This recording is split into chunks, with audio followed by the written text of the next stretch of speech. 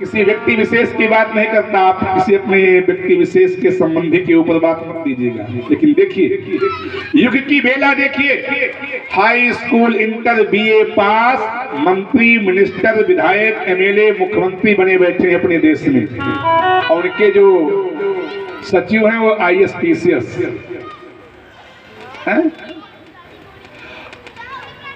अरे अभी भी होंगे। हमने कुछ दिन पहले देखा था कक्षा 8 पास मंत्री और उनके सचिव पीसीएस और आईएएस। मूर्खों का राज और पढ़े लिखे उनके नौकर।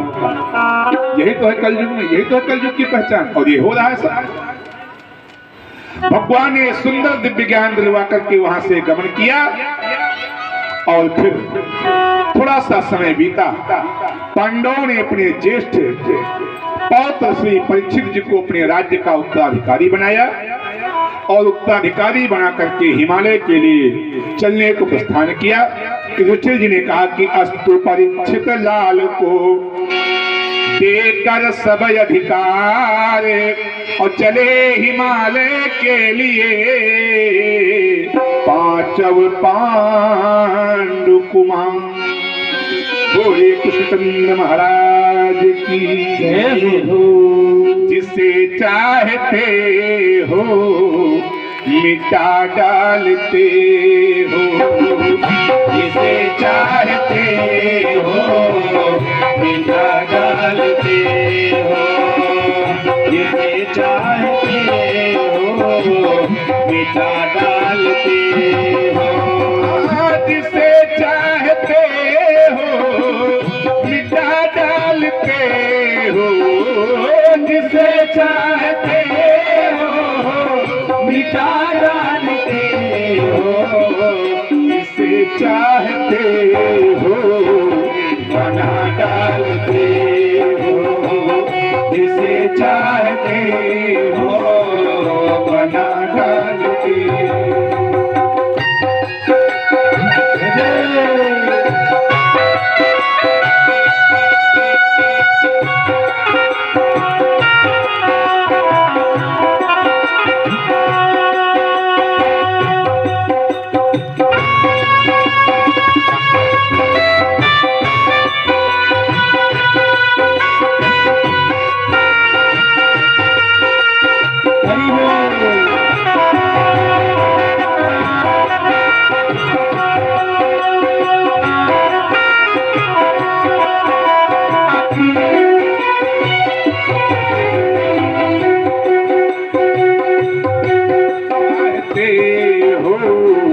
मिटा डालते हो, जिसे चाहते हो मिटा डालते हो।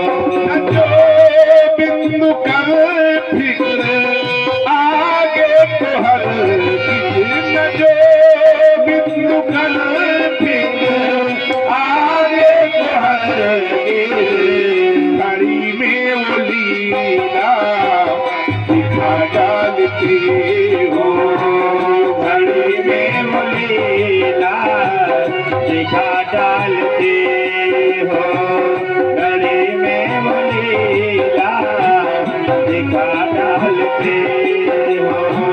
प्रणत पाल है नाम जग में तुम्हारा, प्रणत पाल है नाम जग में तुम्हारा, जग में तुम्हारा, प्रणत पाल है नाम जग में तुम्हारा।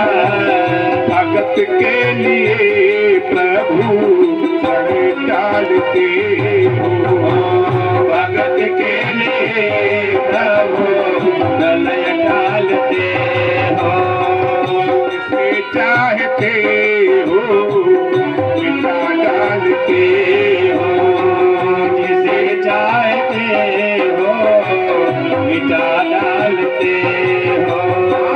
प्रबल नयन है प्रभु बेचैन इतना, प्रबल नयन है प्रभु बेचैन इतना, मुझे द्वार से क्यों क्यों प्रभु डालते हो, मुझे द्वार पे प्रभु क्यों डालते हो, मुझे द्वार पे प्रभु क्यों डालते हो, मुझे द्वार से प्रभु, मुझे द्वार से प्रभु क्यों डालते हो, जिसे चाहते हो मिटा डालते हो, जिसे चाहते हो बना डालते हो, जिसे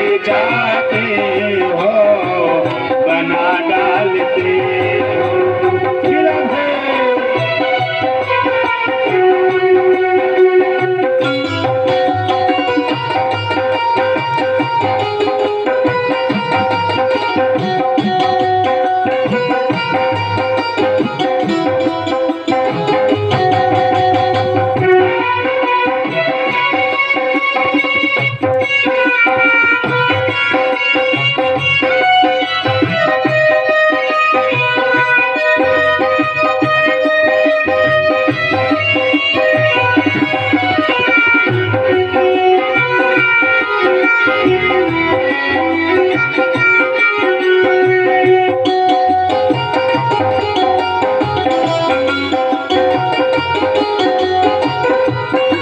चाहते हो मिटा डालते हो। बोले सद्गुरुदेव भगवान की जय हो। गुरु कृपा हमने एक दिन निवेदन किया था कल शायद कि गुरु मेहरबान तो चेला पहलवान। आजकल के कलयुग में आप लोगों ने देखा होगा कि कभी कभी शिष्य ही गुरु को मूर्ख बनाने में लग जाते हैं और कहते हैं गुरु के वचन प्रतीत मजे ही सपन सुख खिलाएं जग ते। इसको गुरु की बात में विश्वास न हो जगत में सुख मिल जाए संभव नहीं। एक बार एक गुरु महाराज अपने शिष्यों के साथ एक शिष्य के यहाँ को तैयारी किया, भ्रमण किया। गुरु जी एक शिष्य के यहाँ पहुंचे, रात्रि व्यतीत हुई, भोजन पानी से जो नित्य क्रिया थी संपन्न हुआ, प्रातः काल हुआ। पहले हमारे यहाँ नियम था कि जो घर में सबसे छोटा होता था वो सोता था सबसे बाद में और जगता था सबसे पहले। और आज क्या है, जो सबसे छोटा होता है सोता सबसे पहले है और जगता सबसे बाद में है। तो जैसे ही प्रातः काल हुआ गुरु जी अपना उठे, उठ के बैठे सीताराम सीताराम सीताराम सीताराम सीताराम सीताराम सीताराम शुरू कर दिया। अब चेलों के कान में आवाज पड़ी कि गुरु जी सीताराम सीताराम कर रहे हैं और ठंडी के मारे रजाई छोड़ी नहीं जा रही है, लेकिन मजबूरी है कि गुरु जी सीताराम कर रहे हैं तो उठना उठना है। जैसे तैसे जब गुरु जी कुछ देर तक कर चुके सीताराम सीताराम, तब चेला बोले गुरु जी प्रणाम प्रणाम प्रणाम। तो गुरु जी क्या व्यवस्था किया जाए? कहा कुल्ला मुखारी की व्यवस्था। अच्छा जैसे जैसे तैसे कुल्ला मुखारी हुई, दातुन जिसको कहते हैं। गुरु जी ने कहा जल्दी से स्नान की व्यवस्था करवाइए। अब जो करने वाले चेला हो, करने का मन हो तब तो ठीक, तो गुरु जी स्नान कहाँ करेंगे? अरे जहां से बाहर करेंगे, कहाँ गुरु जी करेंगे? कुआं पे करेंगे कि नल में करेंगे? अरे कहीं कर देंगे, चाहे कुआं में चाहे नल में कर देंगे। तो गर्म पानी और ठंडा पानी से नहीं, गर्म पानी से तो हीटर वाले गर्म पानी से, गीजर वाले गर्म पानी से। अरे कोई गर्म पानी हो, गर्म पानी तो गर्म पानी। नहीं गुरु जी हीटर वाले से करेंगे, गीजर वाले से करेंगे, नहीं भगोना में गर्माया जाएगा इस पे। गुरु जी ने कहा भैया तुम बिना पानी के लाओ, हम ठंडे से स्नान कर लेंगे। अच्छा गुरु जी स्नान तो कर लिए, स्नान करके चौकी जो है पूजा की, चौकी पर पालथी मार के बैठ गए। गुरु जी ने कहा कि तुम दो शिष्य हमारे साथ आए हो और ये जो हमारे शिष्यगण हैं जिनके यहाँ मैं आया हूँ, इनकी निगाह में तुम मुझे शर्मिंदा कर चुके। गर्म पानी ठंडा पानी भी कौन, ठंडा भी कौन, गर्म।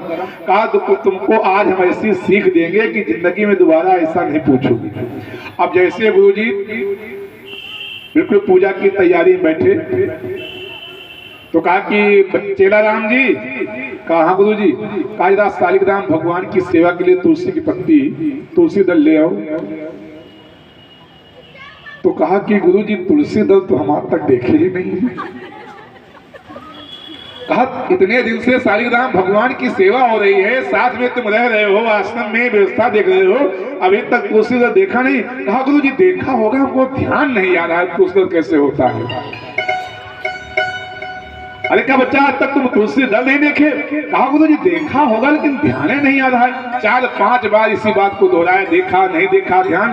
तब तक जो दूसरा शिष्य था ना, उसने सोचा कहीं ऐसा न हो कि हमारा नंबर आ जाए। तो उसने कहा गुरु जी हम देखे हैं। कहा कैसे होती? कहा जो बिल्कुल केला के पत्ते जैसी बड़ी बड़ी। तो गुरु जी समझ गए कि दोनों एक ही खन्ना के हैं। मतलब तुलसी दल ये भी जानता है, ये भी जानता है, लेकिन लाने के लिए देखो ये क्या होता है कि तुलसी दल केला के पत्ते जैसे होते हैं। और ये कह रहा है कि हम तुलसी दल देखे हैं, हमको याद नहीं। तो कहा बेटा अब तुम भी तुलसी दल का पहचान तुमको भी नहीं है। तो कहा नहीं गुरु जी हमको लगता है केला के पत्ते जैसे होते हैं। कहा नहीं तुमको सही पहचान नहीं है। तो कहा गुरु जी इनको पहचान नहीं है, इतने दिन से इतने पुराने शिष्य हैं, तो हम तो नए नए आए हैं, तो हमको पहचान कैसे होगी? तो गुरु जी ने कहा कि तुमको कि तुलसी दल की पहचान नहीं है, और ये कह रहे हैं केला के पत्ते जैसी है, और हम पूजा के आसन पर बैठ गए हैं, उठ सकते नहीं हैं। तब तुलसी दल आवे तो कैसे आवे? तो कहा गुरु जी अब आप ही बताओ कैसे आवे? तो गुरु जी ने कहा बेटा ऐसा करो कि तुम दोनों लोग तखत उठाओ, और तखत उठा करके हमको लेकर के चलो। जहां तुलसी दल दिखाई पड़ेगा वहां हमको उतारना, हम तुलसी दल उतार लेंगे, लेकर चले आएंगे। ये कर सकते हो कि नहीं? तो कहा गुरु जी ये तो हाँ आप इसमें कहा कहते कि हम तख्ता उठाए नहीं। तो गुरु जी ने कहा कि तखत को उठाओ, हमको लेकर के चलो, जहां हमको दिखाई पड़ेगा तुलसी दल हम वहां पर उतार लेंगे, लेके आएंगे, फिर पूजा कर लेंगे। ये तो हो सकता है कि नहीं? ये तो अनुभव है, किए हो कि नहीं? कहा नहीं किए तो नहीं, लेकिन करना है। तो दोनों शिष्य तखत को उठाए और गुरु जी तखत पे बैठे। अब गुरु जी को तो पता है कि तुलसी दल बगल में है, लेकिन गुरु जी ने उस तखत पे बैठे बैठे दोनों शिष्यों को पूरे गांव में एक चक्कर टहलवा दिया।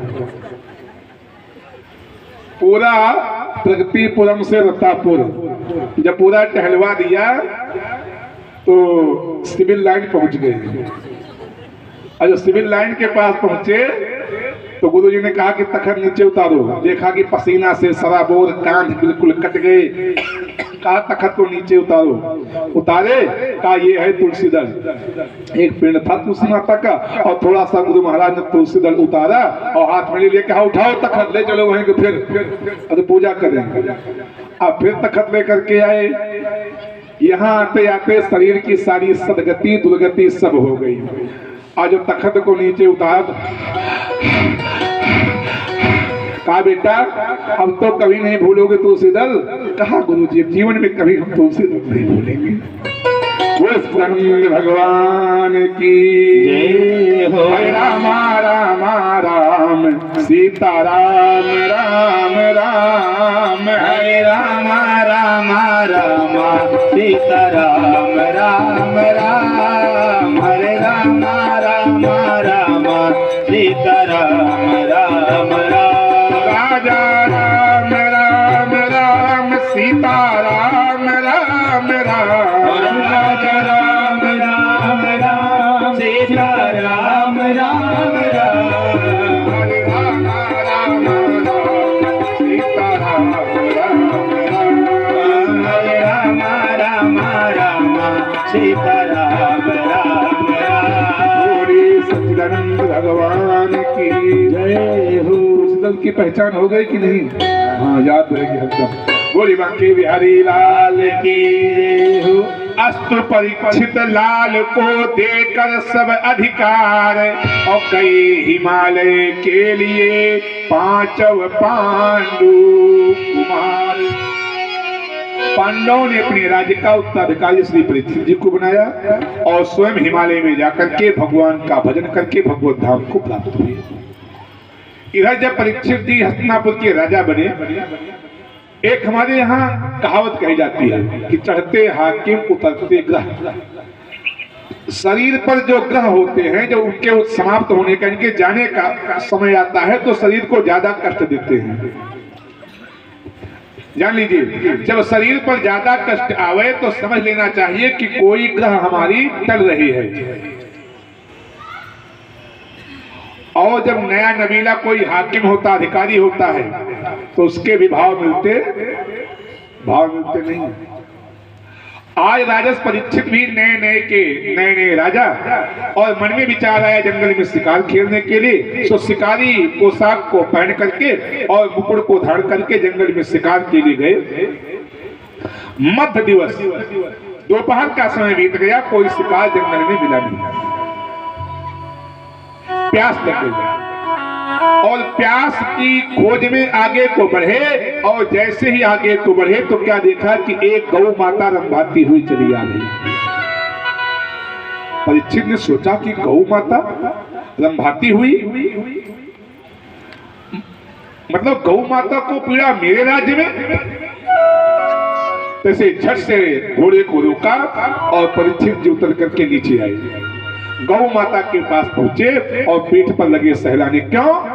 क्योंकि हमारा शास्त्र कहता है, पंडित गोविंद दास विनीत जी ने लिखा है कि मारी भो स्वान समान हटे, जननी जग जीवन है तुम्हारे ना, अभरी भो भव भोग भले पे बिना, भवनाथ स्वभाव के भाव धरे, धरिबो धरणी धन धाम कहाँ, धरणी यदि ध्यान धरेना, तो गुण ज्ञान वृथा बलदान वृथा, गव वंश पे जो बलिदान करेना, गुण ज्ञान वृथा बलिदान वृथा, गोवंश पे जो बलिदान करेना। कहते कुत्ते की भांत मर जाना ठीक है, जो गाय की रक्षा ना कर सके उसको जीने का धरती पर कोई अधिकार नहीं। मरिबो स्वान समान हते, जननी जग जीवन है तुम्हारे ना। कुत्ते की भांत मर जाना ठीक है, अगर गाय की रक्षा के लिए हम मरने को तैयार नहीं है तो। आपका गुण ज्ञान धन बल सब बेकार है, अगर गाय की रक्षा सुरक्षा में नहीं लग रहा है तो। राजा परीक्षित गौ माता को लगे सहलाने, और तब तक क्या देखा कि गाय के पीछे 3 पैर से लंगड़ाता हुआ एक बैल भटकता हुआ चला आ रहा है। परीक्षित ने सोचा कि शायद इस बैल ने गाय को परेशान कर रखा हो, सो झट से म्यान से तलवार निकाल लिया, बैल को मार दिया गया। किसी बैल ने गाय को परेशान किया है। लेकिन जैसे ही वो बैल लंगड़ाता हाँफता परीक्षित के पास आया, गौ माता ने चूमना शुरू किया परीक्षित को, सर को हिलाया, नहीं इस बैल ने नहीं। और जैसे गैया परीक्षित जी को लगी चाटने, परीक्षित जी थोड़ा सा शांत हुए कि बैल के पीछे हुंकारता हुआ और अपने खुद से जमीन को खोदता हुआ काला विकराल भैंसे के आकार में कलयुग चला आ रहा था, बड़ा विशाल काय। अब परीक्षित ने सोचा कि इस जो काला कुरूप चांडाल जैसा स्वरूप है, इसने परेशान कर रखा है बैल को, बैल ने गाय को, आखिर बात क्या है। परीक्षित जी बड़े आश्चर्य में पड़ गए। तब तक गैया बोल पड़ी कि महाराज मैं और कोई नहीं, मैं हूं धरती माता, मैं हूं धरती, और ये जो बैल हैं ये बैल हैं धर्म, और जो पीछे चांडाल जैसा काला स्वरूप है ये है कलयुग। आखिर कहा मैं धरती माता हूँ। महाराज मेरे आंगन में आप लेट्रिन करें, बाथरूम करें, टट्टी पेशाब, खेत खलिहान, दुकान मकान, भूमि भवन, जो चाहे जहाँ चाहे जैसा चाहे वैसा बनाए, वैसा उपयोग करें, मैं सब कुछ सहन करने को तैयार हूँ। लेकिन ये जो 3 पैर से लंगड़ाते हुए बैल आ रहे हैं, ये बैल हैं धर्म। आज धर्म 3 पैर से लंगड़ा हो चुका है। क्यों? क्योंकि ये पीछे जो काला कुरूप चांडाल भैंसे का जैसा शरीर है, ये है कलयुग। इस कलयुग के आ जाने से सत्य, दया, दान, धर्म, ये धर्म के पैर, तप, सत्य, दया, दान और तप, ये धर्म के 4 पैर हैं। आज ना तो सत्य रह गया है, ना तप रह गया है, ना दया रह गई है, केवल एक पैर पे धर्म टिका है, जिसका नाम है दान।